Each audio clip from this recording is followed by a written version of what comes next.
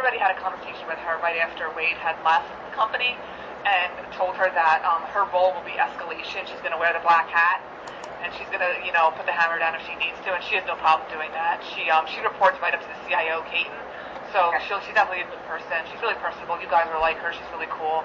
So I'm going to send you her name, her email address, and her name. And then maybe before I leave, I'll just send her a quick ping on Teams and say, hey, today's my last day, just a reminder.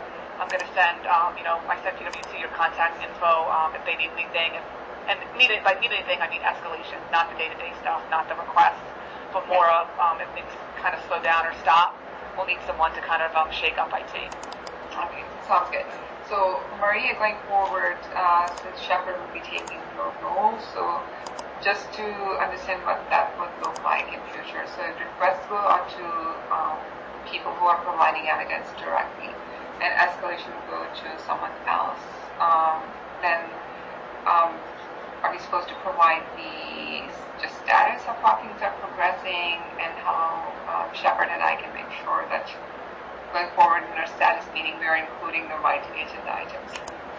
Yeah, so usually typically what I do with PwC is, as evidence comes up, we kind of go into our separate corners through our testing, but before we give any follow-ups to, Heidi or change management or Lori for the IT ops, we try to get on the same page on follow-up. So I just want to make sure that you and Shep are on the same page. So say you do new hire testing and you have 2 follow-ups, just check in with each other and make sure that you guys agree that there really are 2 follow-ups, not 1 or not 5, right? Just get on the same page because I don't want to hit up IT twice. What we try to avoid in working together is we go to IT with like 1 request or 1 follow-up, right? Instead of being disjointed. So that's why we use Connect, right, too, because we don't want to sample if you guys are going to sample. We basically, share samples but do separate testing and then come together after we're done testing and say, did you guys find the same stuff that we found? Is it different? Why is it different? What did you look at? What did we look at?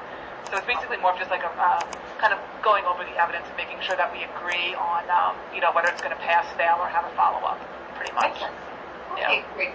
So in that case, perhaps it might be helpful to add Shepard as a secondary owner so he has visibility into what's being requested. Absolutely, definitely add him because he's going to need to pull samples and populations from Connect so we can document our work papers, right? Obviously, we don't rely on PwC for work, we just rely on Connect.